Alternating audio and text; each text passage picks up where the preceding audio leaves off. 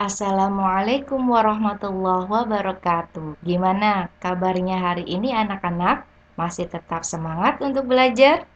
Nah, sebelum memulai pembelajaran yang keempat, mari kita berdoa terlebih dahulu ya. Baca bismillah. Bismillah.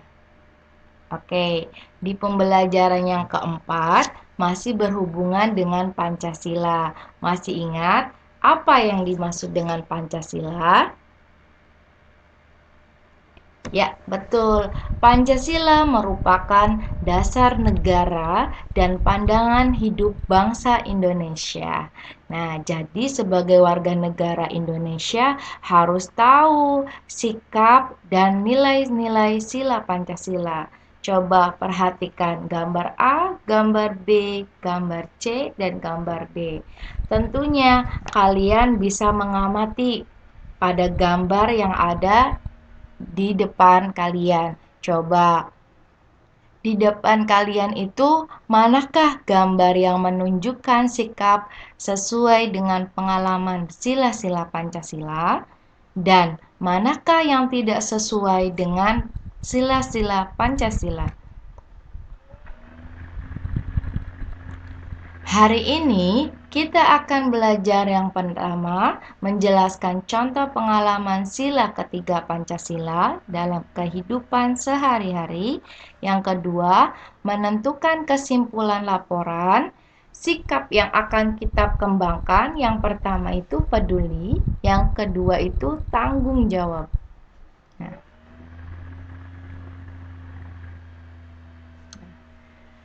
oke, kita akan menjelaskan contoh pengalaman sila ketiga Pancasila dalam kehidupan sehari-hari. Ada yang tahu?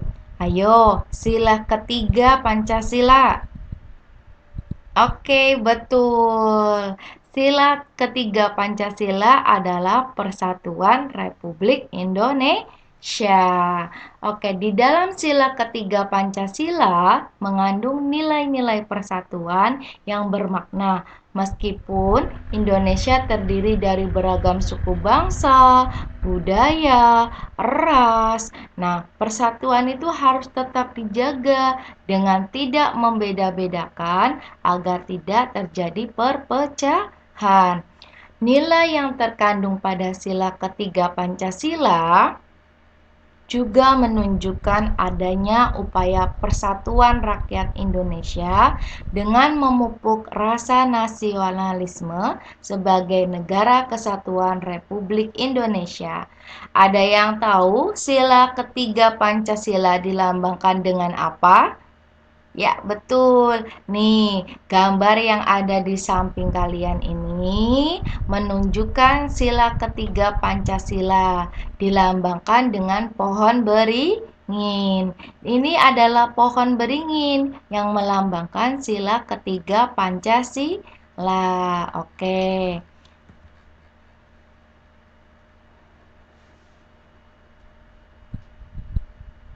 Nilai sila ketiga Pancasila diamalkan dalam beberapa contoh. Contohnya sebagai berikut ya. Yang pertama itu memiliki rasa cinta tanah air, bangsa, serta negara. Bangga menggunakan barang buatan dalam negeri. Indonesia itu merupakan negara yang sangat luar biasa. Ya, contohnya itu bisa membuat hasil karya sendiri seperti batik, seperti patung, alat ukir. Nah, terus apa lagi? Iya, betul. Masih banyak lagi. Yang kedua, mengembangkan semangat persatuan dalam keragaman. Tuh. Yang ketiga, berteman tanpa melihat suku dan agama. Sukunya banyak Indonesia dan agama. Serta yang keempat, rela berkorban demi bangsa dan negara. Yang kelima, bangga sebagai bagian dari bangsa Indonesia. Nah, untuk menentukan kesimpulan laporan, yuk kita akan bahasnya. Kesimpulan suatu teks umumnya berupa pendapat atau tanggapan. Masih ingat pendapat dan tanggapan itu seperti apa? Ayo. Nah, berupa pendapat atau tanggapan yang sesuai dengan informasi teks, kesimpulan dapat dibuat dengan mengambil intisari atau informasi penting dari teks. Jadi, kita itu harus mengambil inti pokoknya saja dari sebuah informasi yang ada pada teks tersebut. Kemudian, kamu menyusun ke dalam pernyataan dengan bahasa yang baik dan yang benar. Nah, untuk membuat kesimpulan teks, ada beberapa hal yang perlu kalian pahami. Yang pertama, ya, harus menentukan ide pokok teks terlebih dahulu. Yang kedua, mencatat kata kunci teks tersebut. Yang ketiga, membuat pernyataan yang sesuai dengan ide pokok kata kunci teks tersebut. Sudah paham? Kalau sudah paham, kita lanjut. Nah, di situ ada contoh, paragraf, dan kesimpulan. Nah, contohnya di situ dari sebuah paragraf ada kawasan pegunungannya. Kawasan pegunungan, khususnya gunung berapi, menjadi tempat yang cocok untuk bertani. Udara yang sejuk serta tanah yang subur membuat tanaman yang ditanam di kawasan tersebut dapat tumbuh subur. Tanah di sana subur karena mengandung berbagai unsur hara dari material letusan gunung berapi. Nah, di situ ada paragraf pada tabel di atas memiliki beberapa informasi. Nah, informasinya apa aja? Diambil inti pokoknya saja ya. Yang pertama, di situ ada kawasan gunung berapi merupakan tempat yang cocok untuk bertani. Nih, yang ada di sini nih. Ibu kasih tunjukkan sama kursor ya. Nih. Kawasan gunung berapi, nah, menjadi tempat yang cocok untuk bertani. Nah, ini kalimat intinya pokoknya saja ya.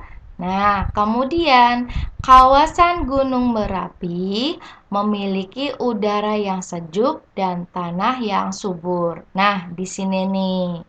Nah, ini intinya. Tanaman yang ditanam di kawasan tersebut dapat tumbuh subur. Kemudian, kesuburan tanah di kawasan gunung berapi berasal dari material letusan gunung berapi. Nah, di sini unsur hara dan material letusan gunung berapi. Nah, ini tuh termasuk inti dalam setiap paragraf. Oke, jadi kesimpulannya dari ketiga informasi tersebut, informasi pada poin A di sini nih ya. Nih, informasi pada poin A itu merupakan ide pokok paragraf. Ide pokok tersebut didapat dari kalimat utama yang berada di awal paragraf. Nah, di sini nih. Ini awal paragraf ya. Nah, berdasarkan informasi dan ide pokok paragraf tersebut, barulah kita menyimpulkan paragraf dapat dibuat. Nih, di sini kan sudah nih. Nah, berarti kita simpulkan bagusnya yang mana. Nah, kesimpulan dari paragraf ini di kawasan gunung pegunungan kita rangkum. Nah, menjadi apa kesimpulannya?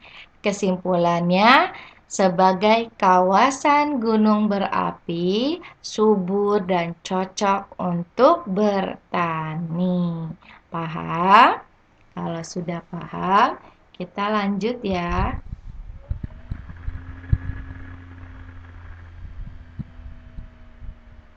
Nah, setelah kita membahas tentang Pancasila.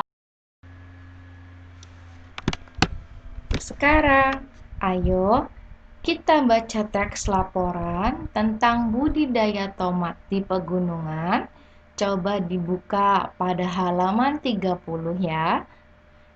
Kemudian, tentukan ide pokok dari setiap paragraf tersebut. Setelah itu, tuliskan kesimpulan dari setiap paragraf dalam teks. Tuliskan hasilnya pada tabel seperti berikut. Nih, Ibu mempunyai tabel contohnya seperti ini ya. Dibuat kayak contoh yang tadi. Di sini ada paragraf 1, paragraf 2, paragraf 3, dan paragraf 4. Dari paragraf yang ada pada budidaya tomat di pegunungan ada berapa? Yuk, coba dibaca ya. Nah, setelah itu kita tentukan ide pokoknya yang sudah Ibu jelaskan tadi di situ. Nah, kalau sudah menentukan ide pokok dari paragraf 1, 2, 3, dan 4, tentukan kesimpulannya. Nih, di sini. Nanti ditulis di kesimpulannya ya. Yang pada paragraf pertama, paragraf 2, 3, dan 4. Kalau sudah paham, kita lanjut ya. Nah, setelah kita mempelajari tentang teks Pancasila, pengalaman sila ketiga, dan menentukan kesimpulan laporan, yuk kita rangkum di situ. Apa yang kamu sudah pahami tentang contoh pengalaman sila ketiga Pancasila dalam kehidupan sehari-hari, serta menentukan kesimpulan laporan. Tuh, di sini. Ibu sudah merangkumnya. Di sini ada contoh pengalaman sila ketiga dalam Pancasila kehidupan sehari-hari, dan yang di sampingnya cara menentukan kesimpulannya. Yang pertama, langsung mengambil kalimat kesimpulan dalam paragraf. Yang kedua, menggabungkan antara kalimat utama dan kalimat simpulan yang biasanya berada di dalam paragraf. Yang ketiga, mencari sebab akibat dalam sebuah paragraf. Serta yang keempat, jawaban dari ide pokok tersebut. Setelah kalian memahami tentang nilai Pancasila yang ketiga, serta membahas tentang laporan, sekarang kita berlatih ya, kerjakan soal-soal berikut. Yang pertama di situ, amati kedua gambar tersebut, amati gambar A dan gambar B. Nah, di sini ada pertanyaannya. Yang ke A, apakah kegiatan pada kedua gambar mencerminkan nilai sila ketiga Pancasila? Nih gambar ini nih. Kalau sudah, coba jelaskan alasannya ya. Yang ke B, apa perbedaan nilai yang terkandung pada peristiwa dalam kedua gambar tersebut? Nah, yang ke C, setujukah kamu jika kedua gambar tersebut mencerminkan kerjasama dalam persatuan? Coba jelaskan. Kalau sudah, next yang kedua. Nah, di sini coba dibaca dulu ya. Ada sebuah teks dan tentukan ide pokok dan kesimpulan setiap paragraf. Di situ ada judulnya, jagung sebagai pengganti nasi. Nah, di situ ada berapa ya? Ada berapa paragraf? Nah, Ibu bacakan terlebih dahulu ya. Jagung merupakan salah satu sumber makanan pokok masyarakat Indonesia di beberapa daerah di Indonesia. Jagung dijadikan makanan pengganti nasi Kandungan karbohidrat dan gizi lainnya yang terdapat pada jagung membuat jagung dipilih sebagai makanan pokok oleh beberapa masyarakat. Jagung dapat tumbuh subur di Indonesia. Tanaman ini dapat hidup di dataran rendah maupun dataran tinggi. Kekayaan unsur tanah dan iklim tropis di Indonesia membuat jagung dapat diproduksi dengan baik. Nah, ada beberapa hal yang perlu diperhatikan oleh para petani untuk mendapatkan jagung yang berkualitas baik, antara lain pemilihan bibit, pemilihan lahan, serta penanaman dan pemeliharaan tanaman. Bibit yang dipilih harus berkualitas, lahan untuk menanam jagung harus lembur, subur, dan kaya akan unsur hara serta humus. Tanaman jagung harus ditanam dengan jarak tertentu. Jika hal-hal tersebut diperhatikan oleh para petani, tentunya jagung-jagung yang diproduksi akan memiliki kualitas yang sangat baik. Semakin baik kualitas jagung, membuat kandungan gizi di dalamnya tetap terjaga dengan baik. Demikian, masyarakat akan mendapat banyak manfaat jika mengkonsumsi jagung tersebut. Nah, apa yang kita pelajari hari ini? Agar pembelajaran berikutnya lebih menarik, boleh diusulkan ke Ibu. Kalau masih belum paham tentang pertanyaan serta materi, boleh japri ke Ibu ya, atau bisa lewat Google Classroom. Kalau misalnya masih belum paham, boleh dibaca, ada pada buku halaman 28 sampai halaman 33.